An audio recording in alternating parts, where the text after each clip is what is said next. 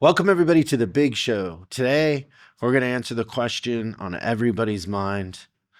Christian, what is your favorite type of food? Barbecue. What if I told you that today we have one of the best creators of barbecue ever? And is it still illegal to kidnap someone and put them in your basement and make them cook barbecue for you for the rest of their life? Yes. Okay. What if I told you he was featured on the Food Network, Chopped, Grill Masters, Cutthroat Kitchen, Smoked, Recipe Rehab, and winner of TLC's Barbecue Pitmaster Season 1. He was the underdog among the 7 teams when he won the season finale in Texas, cooking ribs against the best rib cookers in the world. Would you start to drool? I already am a little bit, actually. It's funny. Barbecue is my love language. It is my love language. Today, everybody, we have an incredible conversation with Harry Soo from Slap Your Daddy Barbecue, who's going to be speaking with our elite group at this year's Top Dog, where we have Will Guidera and quite a few other incredible guests. But this conversation is going to be really fun. He shares a lot of knowledge, and you kind of get in a couple jokes. Kinda. Yeah, I don't know if he might not have caught one was a joke, but it's okay. Sometimes it's good to be sneaky. That and much, much more coming up on this edition of Service Drive Revolution.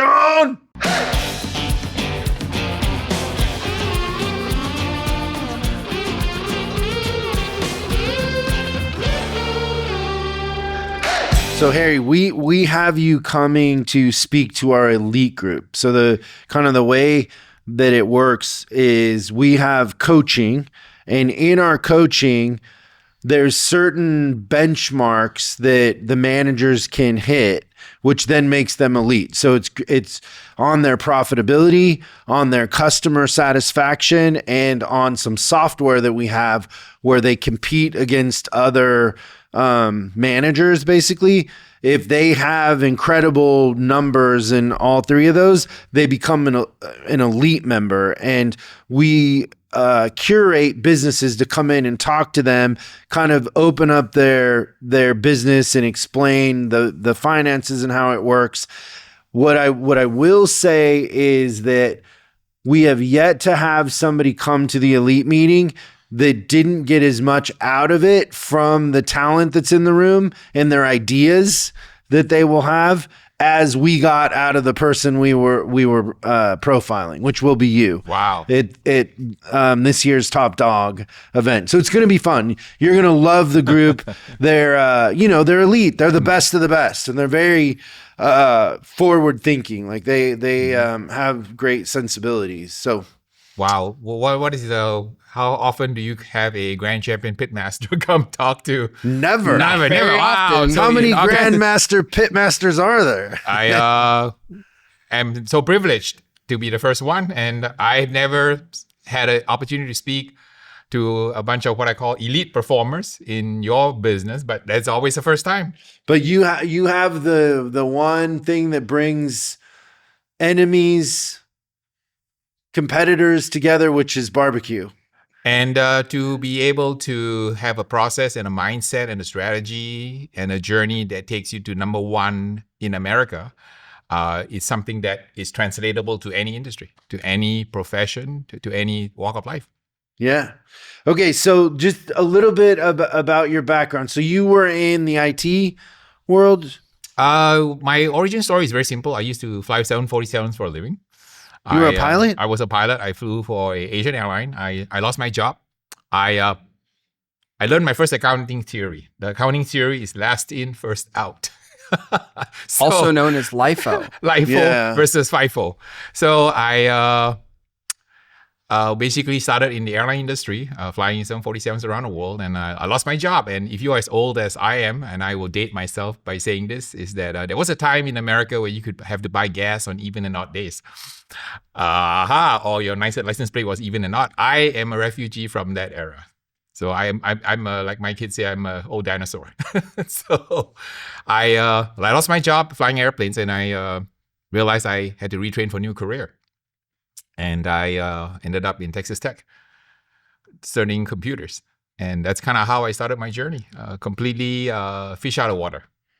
And I ended up doing a 30-year plus career in computers and being an ex-engineer, retired recently. And about maybe 15 years ago, there was a movie called The Bucket List with Morgan Freeman and Jack Nicholson. Oh yeah. It's a funny story. So one of my project managers came to work and said, "Hey guys, I saw a great movie over the weekend.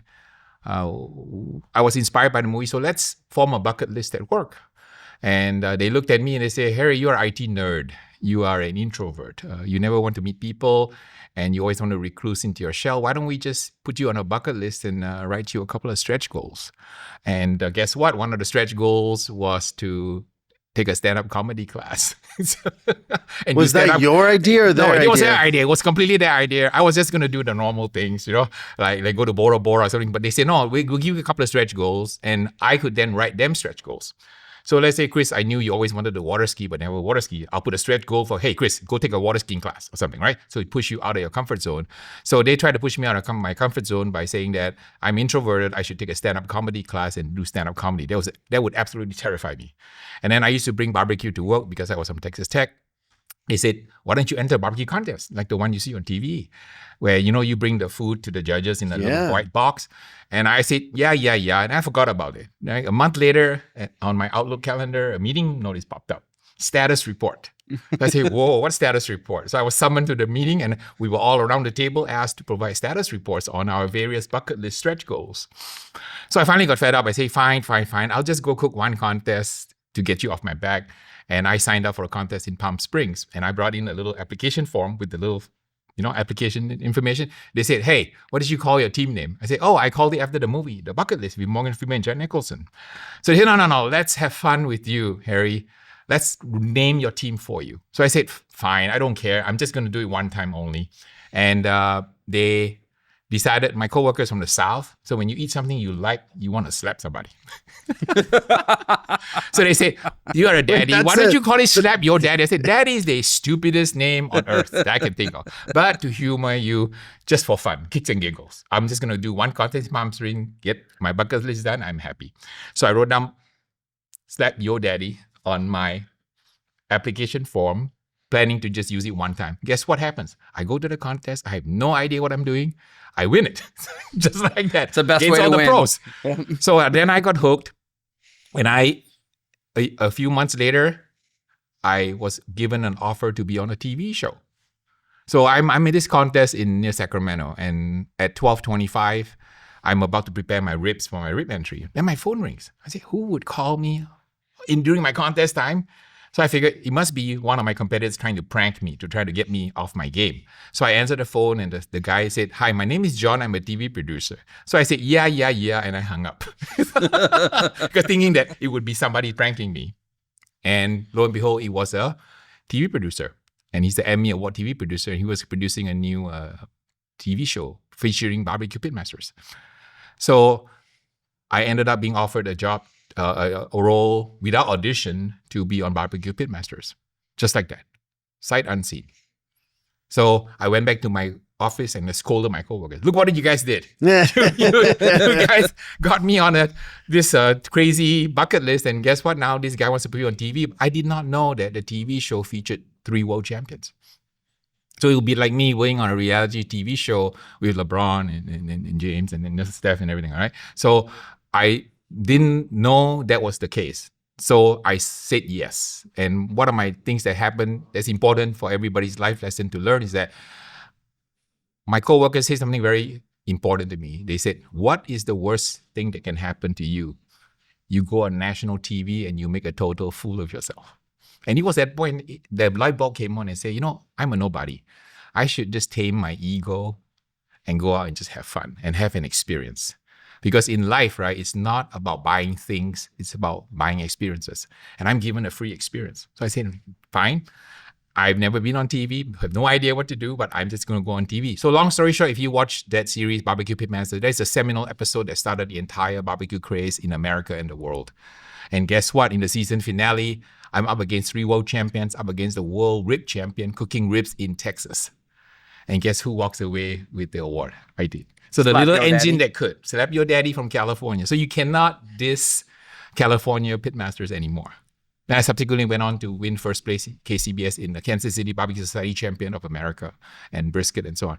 So I tell that story because I think that in life, we are so used to being comfortable that we limit ourselves. So it's important to be in life to really sometimes be uncomfortable, to take the risk, to lower your ego, and to realize that, you know, it doesn't really matter what people think about you, but you should just go and be who you can be. How many kids do you have? I have 2 kids, grown adults. So now it's funny. My kids, my kids follow me now on social media because they are always looking for where I am. So a little brief background: I lost my wife to cancer when my kids were very young. So I'm a single father. So I raised my kids from 3 years old and 5 years old, my son and my daughter. So now that they're grown and left home, Dad can now really have fun, go see the world, and do crazy things. So how many days a year are you out competing? In my heyday, I would do about maybe 30, 40 contests a year. I retired in 2022. So now I'm able to do barbecue full time. And I'm just amazed at the popularity of American barbecue. I've done classes in Panama. I've done classes in Germany, all over America, every city. So people are actually completely smitten by authentic American barbecue. I was in Australia, in Perth, in Sydney, and they just love that whole, I don't know how to say, the mystique of the Americana, that we cook something over fire for 10, 12 hours at a time. And if you never had American barbecue, it just melts in your mouth. It's so moist and delicious, and a very, very unique flavor. I'm so privileged that as a foreign student, international student in Texas Tech, I'm able to cook the only true American food. You know, we stole the hamburger, we stole the hot dog, we stole everything else, but American barbecue is the only true, authentic American cuisine. And there's just so many variations of it. It's just wonderful to travel around the country, hanging on all my buddies and cooking food. And most importantly, using the food as a way to spread barbecue love, to teach people a sense of respect, tolerance, diversity. Because we always say everything in barbecue is a 3-hour argument in Jerry Springer fistfight. God bless Jerry Springer. Rest in peace. That's funny. So when you end up on that TV show with the other 3, did you learn anything by watching those other 3? I did my best to shake them. So in barbecue, we call it shigging. Shigging is watching another person covertly to learn their secrets. But I was way out of my league because there were 7 professional teams. I was just one of the 7. And these are world champions. This is like me, going on a basketball court with LeBron. Right? I mean, this is like, I'm kind of, bowing to them in the shadow. But in the final season finale shot in Texas, they said they will be cooking ribs in the season finale after 6 or 7 episodes. And I say, oh, what are we doing? Oh, we're going to go to Dallas and then we're going to cook ribs. And I say, wait, Johnny Trigg is on the show. He's the 3-time world rib champion.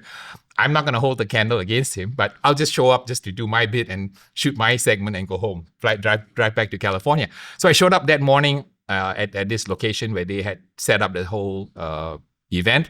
And they put me at the bottom of the hill, looking up on the hill against all these world champion pitmasters with their $50,000 rig. And I cook, my shtick is I cook with a little simple $300 Weber grill. That's great. But the beauty about barbecue is that it comes in a white styrofoam box. So it doesn't matter what you made it on, am I correct? All you do is you give a white styrofoam box to the judge. You might get a box number, say box number 10. As the officials will put a sticker on 10 and put 40.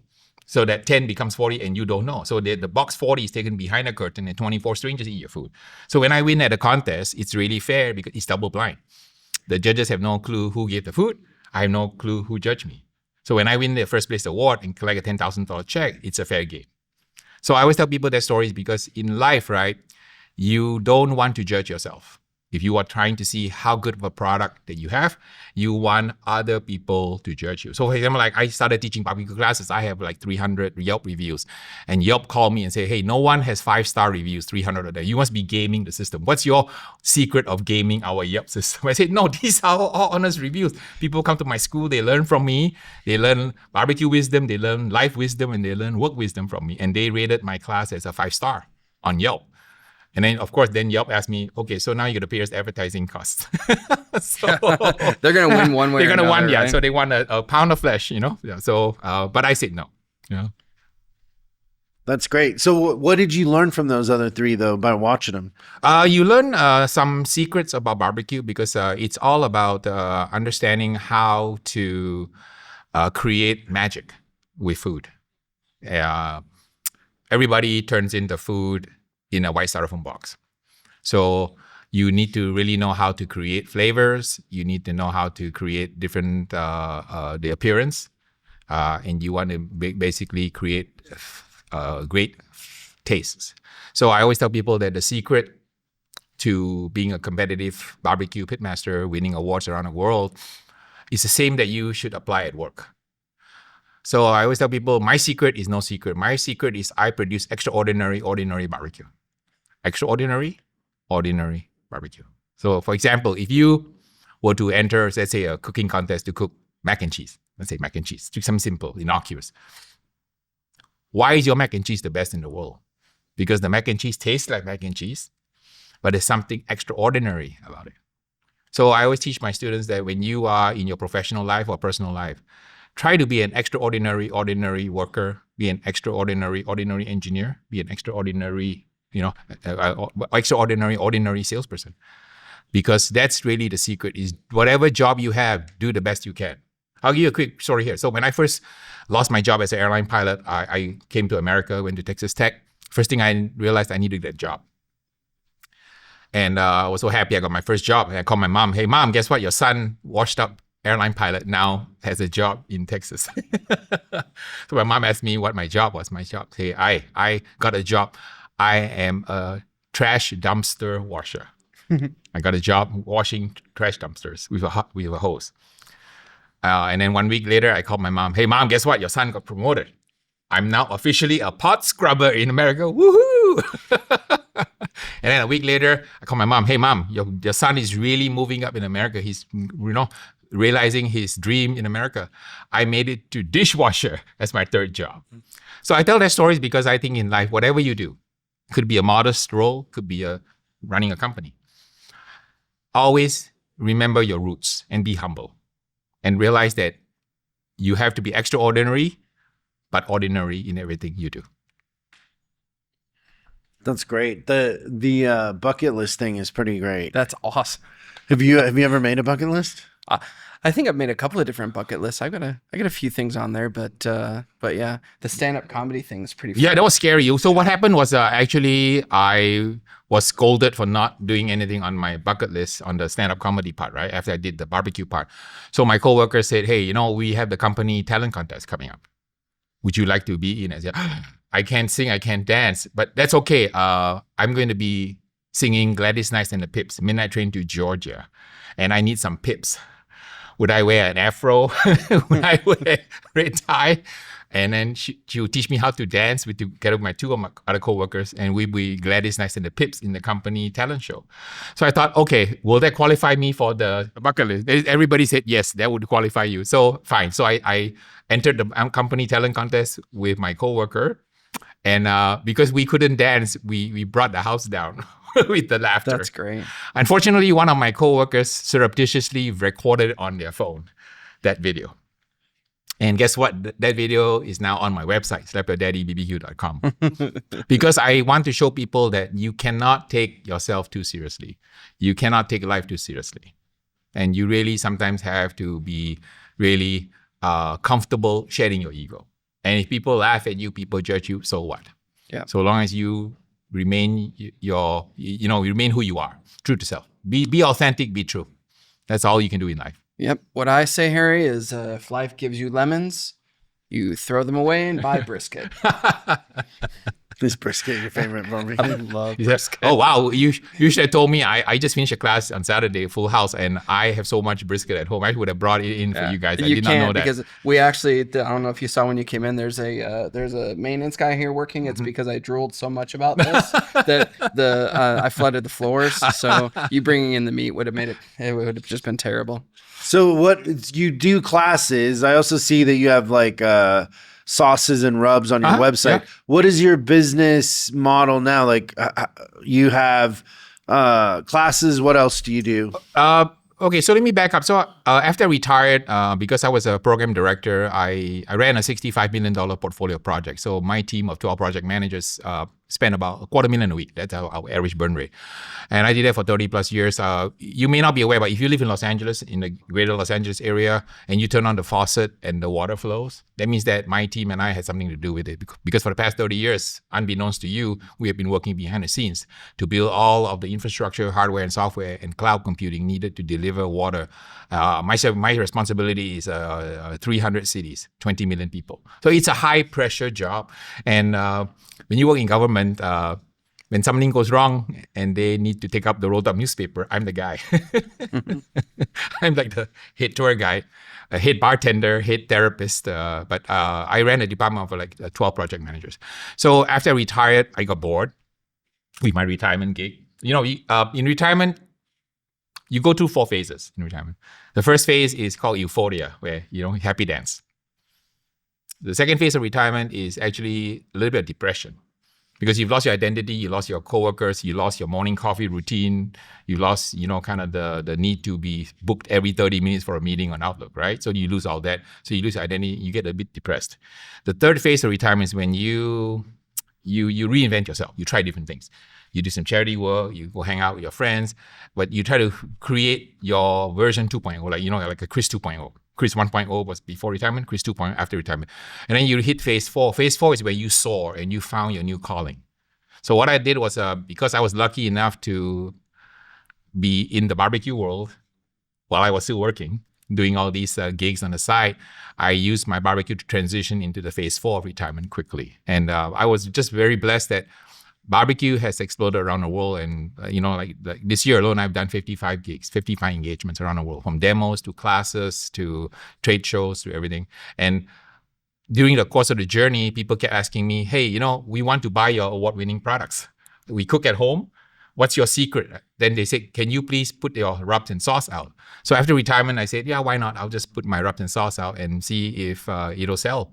And, you know, people are buying it. And more recently, I think Home Depot, in my partnership with the Jealous Devil private label, they started to test it in 50 stores in Home Depot's chain. And then I think a few weeks ago, I got good news. They said they want to expand the test to 100 stores. So I'm keeping my fingers crossed because, you know, I'm a government retiree. I live off a small pension. So my passion, I realized that in this stage of my life, is actually philanthropy. So I use some of the proceeds from my business to donate to charity. Yeah, you're doing that with what we're paying you, right? Yeah, we're going to donate to charity. Like I say, you know, life is not about just making a living. Life is really about making a difference. That's what everybody should focus on. Who are you donating that to? It's a few charities that I support. One of them is called Operation Homefront. You may not be aware, as we sit here doing this podcast, every day is very sad to report 22 veterans kill themselves through suicide every day. It's just a major epidemic. So Operation Homefront helps the veterans. It helps also the active personnel. It helps the families. So I'm very passionate about that charity. A lot of my alumni, our students, are veterans. For example, like yesterday in my class, on Saturday in my class, I had a USMC Marine, you know, in my class. So what I do is I realize that a lot of veterans have physical and psychological issues. And barbecue is great because barbecue is one of those funny things that when you form a barbecue team, it creates a tribe. So what I noticed is some of my friends, veteran friends, they have PTSD. So being in a barbecue team or cooking barbecue under a rigid timeline and a rigid structure helps them get out of that PTSD mode. It's like therapy, it's like barbecue therapy. So I've been very supportive of helping people get past that. I'll give you an example. I have like 500 trophies in my garage. I donated it to the Marines. Because what we did is we disassemble all the trophies and they would rebuild the trophies and give it to veterans so that they could kind of get out of that shell by giving them an award. Wow. To give them a sense of self-worth. Because I told myself, what am I going to do with so many trophies? I mean, this is not useful to me. So I always tell people the story that go in life, find ways to give back. Make a living, no doubt, but make a difference. But if you can do both of them together, wonderful. That's beautiful. So you do the classes, Uh-huh. you have the rubs and the sauces, Mm-hmm. and then do you do you get paid to go do events? Like, yeah, I get paid for gigs around the world, and I also do. well, kind of like ours, right? Yeah, like yours. And then I have very, very interesting events. Sometimes I get personal chef events. Some lady, some very wealthy lady in Asia paid me to go teach her one-on-one. No questions asked. Yeah. So it's kind of funny, right? Was she single? No, she's not. So if you see that movie Crazy, Her love language is barbecue. My love language is barbecue. So you remember the movie the Crazy Rich Asians? It's a great movie. There are people like that. I thought the movie was fiction. It's not. People are like that. There are people like that. I've had the opportunity where I've been flown on Super Bowl Sunday to cook in people's backyard because they wanted the best and they don't care how much it costs. They say, hey, we'll fly you there and we cook. I did a gig in Beverly Hills and it was a wedding and they wanted me to cook a hog and I cooked the hog and I showed up and did my thing with the big kid and everything and they had a country star in the same wedding. And I later on learned that the country western star, he charged $500,000 for that gig, 120-minute gig, not 1 minute longer. He started at 8 p.m., ended at 10 p.m. sharp. They flew his entire band and all the equipment from the mid Nashville over to the backyard in Beverly Hills and had that gig. So I definitely underbid the job because I had no idea what I was doing. Yeah, I think the groom got a helicopter for the wedding present. So like I said, the world has spanned a huge range of socioeconomic ranges, and I'm just glad to be part of it. So if we're just consumers of barbecue but not really educated on it, what separates great barbecue from good barbecue? I think you'll know as soon as you taste it. The characteristic of barbecue is moist and tender and flavorful, and is kissed by smoke. One of the things that you'll find that in LA, you're very fortunate that many of my friends in LA now have started creating what I call Texas style barbecue. So there's many types of barbecue, and there are many regional flavors. So you have a Texas style, we call post oak brisket style barbecue. We have Kansas City style ribs, sometimes dry, sometimes sauce. And you have the Carolina hog. And if you go on the East Coast, they have even crab cakes. And in California, of course, we have our infamous tri-tip with pinto beans and a salad. So what I love about America is that there's so much diversity. The rainbow diversity of barbecue reflects the diversity in the people. And barbecue was actually initially a cuisine of necessity, where they gave the lesser cuts of meats, right, to the servants and they cooked it. And in order for it to become tasty and tender, they cook it low and slow for many, many hours. While they worked the fields, they had their children tend some of the fires. And then after that, the owners found out that, hey, it's pretty tasty, can you do some? And then it was actually part of the political climate in America, because in those days, we didn't have social media. So what you would do as a politician is you would organize a barbecue cook, and you would dig a trench and then lay with coals, and then you would put chicken wire and you put all these animals on it and they would cook it, and you invite all your audience to come by, and then you would feed the barbecue and do a political speech.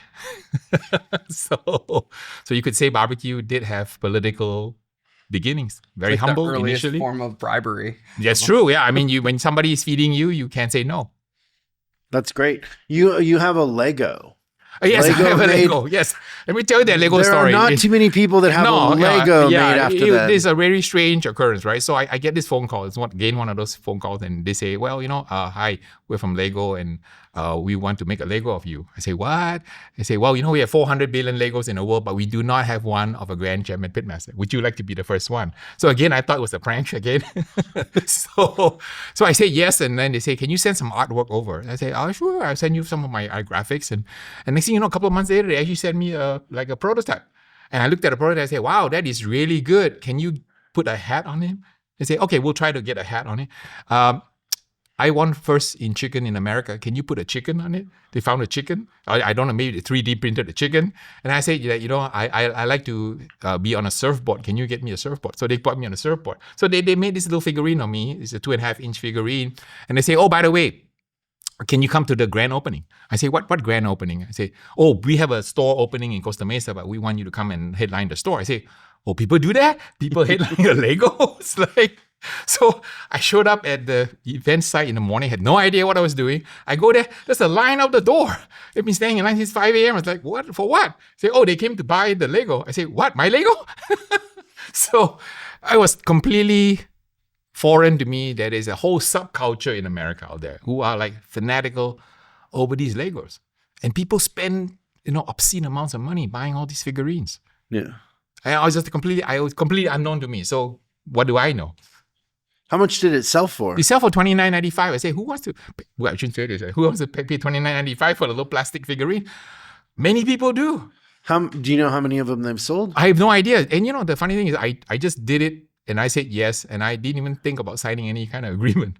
So there's nothing in stone about what we did. They allow me to buy some from them. I just sell them my website. And then next thing I know, all my friends around the world say, hey, we heard you're a Lego. We want to buy one. I say, what for? We want to put you on our pit so it's like a mojo watching over us as we cook. And then when we want to, during the award ceremony, we want to put it in a pocket so that we get lucky. And then our name gets called. We go on stage and collect the prize. So I've spawned my own little Lego subculture, and people asking me, oh, can you now feature my pit and then make a Lego figure of my pit so I can, make it a custom one? So I need to go back and talk to Lego and say, hey, I need to hire a business manager to try to negotiate some kind of deal. Well, if you can still get them and sell them, it's just a cool thing. It's a cool thing. Like my family, right?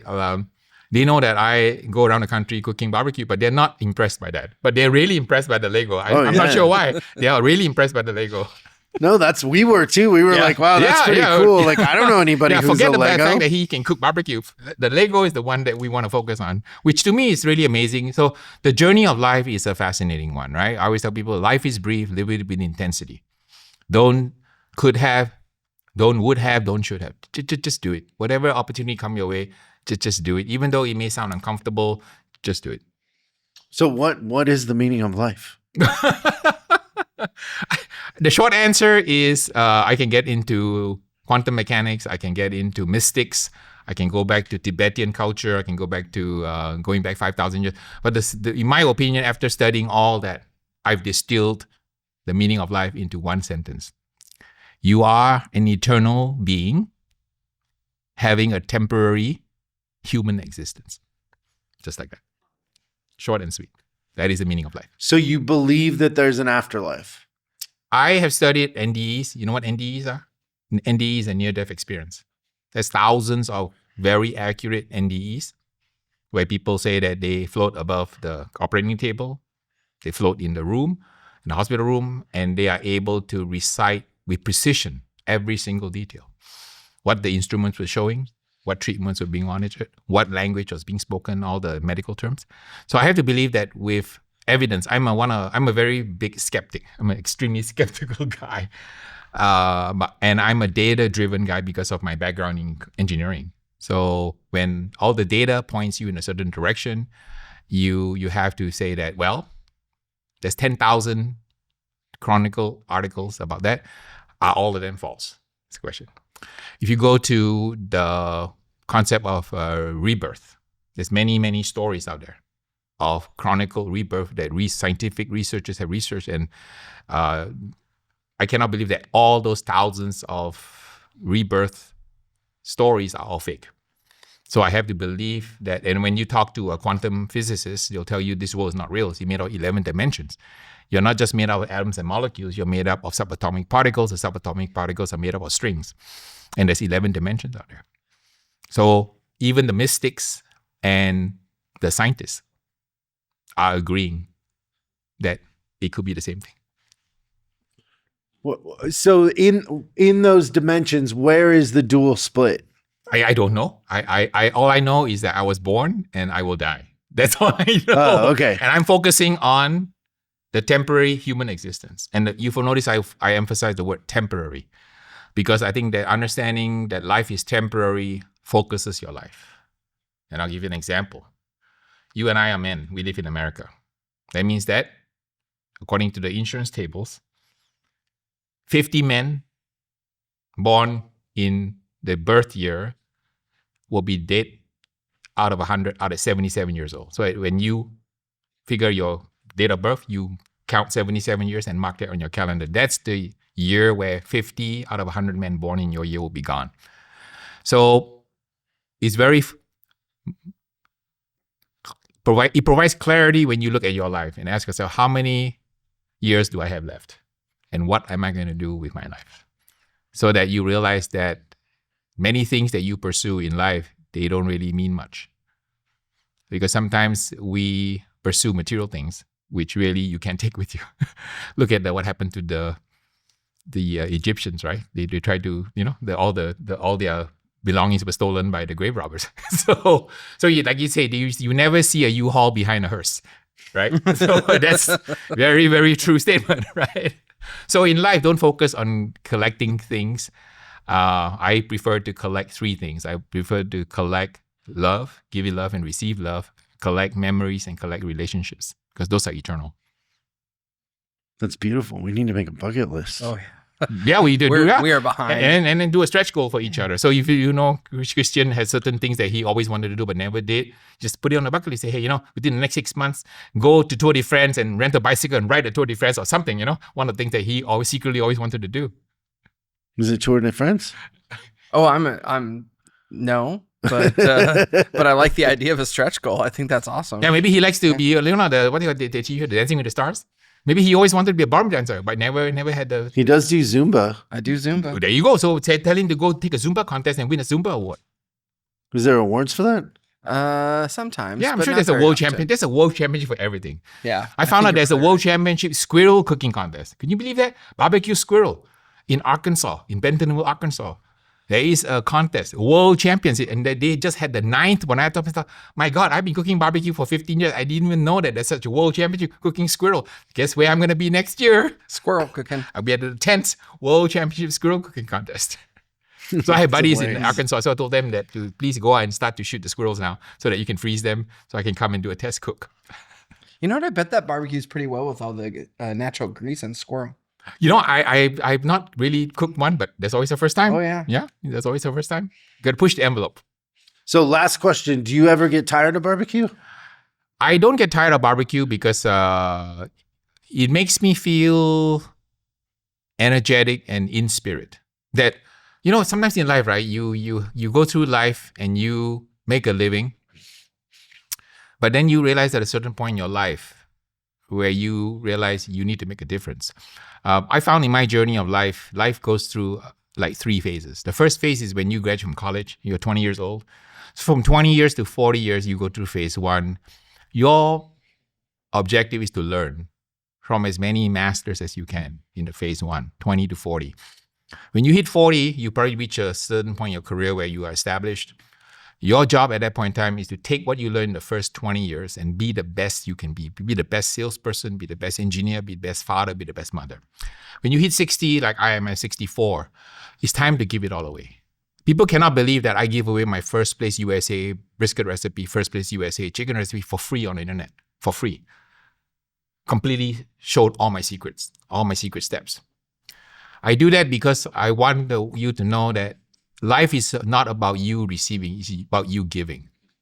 And when you give, right, it's like a little boomerang of love that goes out into the universe and it comes back and hits you on the side of the head, way, way bigger than you possibly imagined.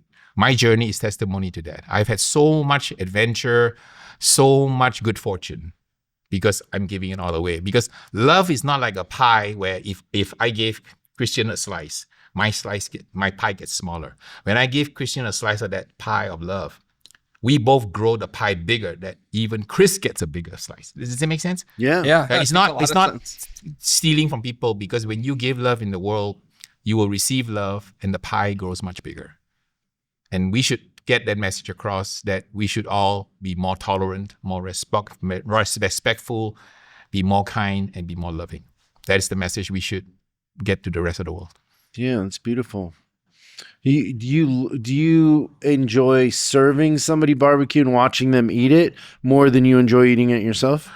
If you cook as much food as I do, barbecue is great, don't get me wrong, but I'd rather have a burrito. But yeah, you're right. I mean, food is transformative. And from a cuisine of necessity, which is the roots of barbecue, I've seen it grow to become a way of promoting world peace. I think Anthony Bourdain said it right. He said something along the lines of something, I'm paraphrasing, saying barbecue may not be the road to world peace, but it's a good start. Yeah. And I'm so privileged to that. be able to do it fairly well, according to my critics. That's beautiful. Thank you for doing this. Thanks so much for watching this episode of Service Job Revolution. We're uploading new stuff every day, so make sure you subscribe and click the bell icon so you don't miss out. If you have a question you'd like us to answer on the show, call 8333-ASK-SDR and we'll answer your question on the show. That's 8333-ASK-SDR. For special deals on our books and training, head over to offers.chriscollinsinc.com. Now that's offers.chriscollinsinc.com. I'm Chris Collins, and I'll see you in the next video.